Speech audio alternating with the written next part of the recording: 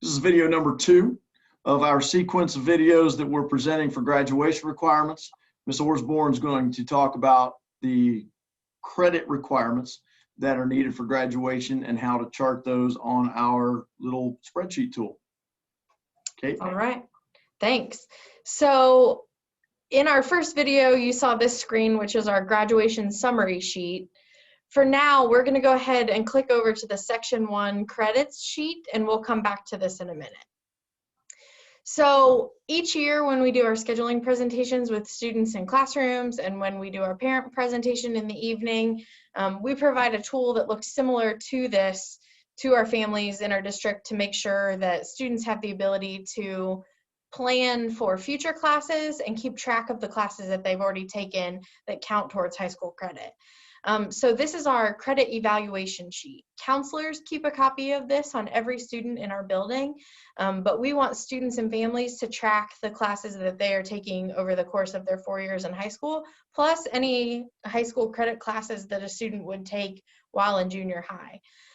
So you'll see here, this is a sheet that we particularly want students in the graduating class of 2023, 2024, and 2025 to use. So that would be our current 8th graders, our current 9th graders, and our current 10th graders. So on this sheet, students can write their name. You can see that Mr. Collins has filled in Winnie the Pooh as the student's name. You would write your graduation year on that next line.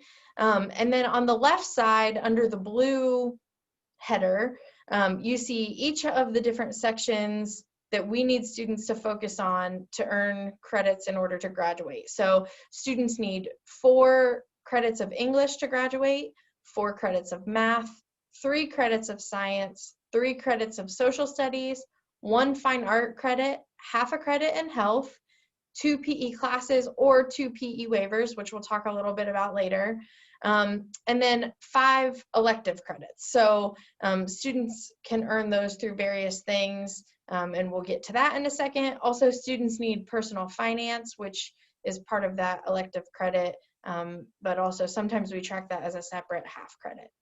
So you can see that we've already filled in English for you. So students need 4 years of English. Those can be earned in 9th grade English 1, 10th grade English 2, 11th grade English 3, and 12th grade English 4. Some students may take College Credit Plus classes. Some students may choose to take electives in the English department, and they may put those classes in there too. So we left a separate line underneath just in case there are other classes that fit into that category. Creative writing is one of those. Thank you, Mr. Collins. So there are current students who are in 8th grade who may have some credits already in the math department. We recommend students take math every year that they are in high school. So if you took algebra and geometry in 7th and 8th grade, we still would like to see you take math every year while you're at Springboro High School. So that means 9th, 10th, 11th, and 12th grade. So as you can see, you would go through and put each class that you plan to take or that you've already taken. And then once we go back to that graduation summary sheet, we'll talk about tracking the credit portions of this. So a lot of students come into our office and pick up a paper copy of this. We'll provide that to students this year too, but that's just so that you can forward think. So we'll use science as an option. So if a student wanted to take chemistry as a junior, they know chemistry is a class they really want to take. It's also a graduation requirement. So we would put that, oops, you wrote it in social studies. We would put it in the science category for 11th grade. And then they could look in our program of studies and see the prerequisite for chemistry is to take biology. So we would put biology in 10th grade. And our 9th graders take physical science before they get to biology, as long as their math class matches up with that. So this way, if you wanted to plan for classes that you're excited about that you've seen in the program of studies, you could work your way back on this tool to see which classes you would need to take in order to get to the upper level classes. It would be the same in the social studies department. You can see you need 3 credits. So you would maybe take world history as a freshman, and then as a sophomore you would take US history, And as a junior, you would take government, but that still leaves you with an option to take one more class if you would like to. So maybe you want to take AP Psychology or one of our other history-related classes. You could factor those in to make sure that you're on track to getting to that class by the time you're a senior. So we offer health each school year for students. That's a class that mostly freshmen and sophomores take, but you can take that any year. A fine art can be made up of band, strings, choir, or a fine art class, visual arts class. So like intro to art, photography, sculpture, 2D art, 3D art. We have a lot of options in our program of studies that you can look at on our website. PE is a little tricky. We get a lot of questions about PE every year. So students need 2 semesters of PE while at Springboro High School. So you maybe would do that in freshman year and sophomore year. Each of those is worth 1/4 of a credit. So the 2 of them together equal the half credit that you need for graduation as determined by the state of Ohio. If you are participating in a school sport, so you are on the volleyball team and you know that you want to continue to be on the volleyball team, you can earn a PE waiver from completing 1 season of volleyball. In order to meet the graduation requirement for PE, you need 2 PE waivers. Those don't count for the 1/4 credit or the 1/4 credit. Those are just something to replace that. So if you played volleyball in your freshman year and volleyball in your sophomore year, you would earn 2 waivers for that.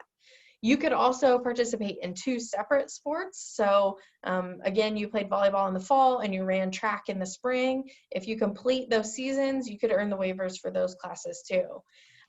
You can also get a waiver for participating in JROTC. You can get a waiver for being in marching band or color guard or winter guard.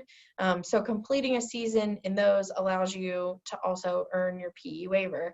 And we'll tell you more about that when we come to your class to do a presentation. You can also read more about it in the program of studies on our website.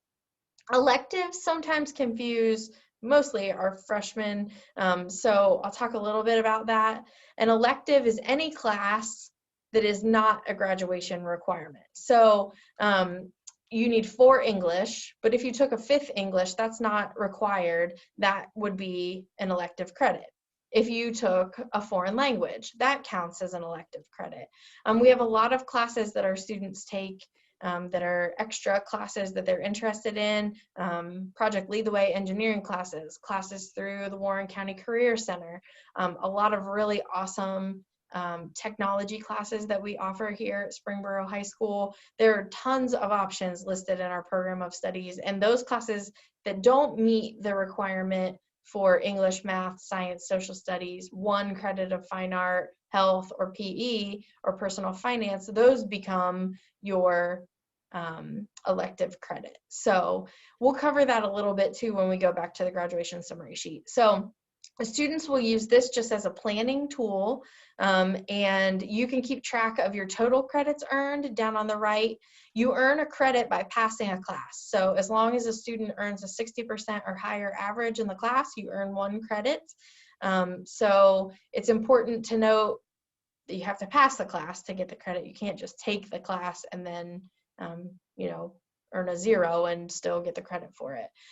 This sheet also allows you to track your test points, which we'll talk about later, and your graduation seals, just so everything is all right there, again, on 1 sheet, so that you can think about that as it applies to your experience at Springboro High School.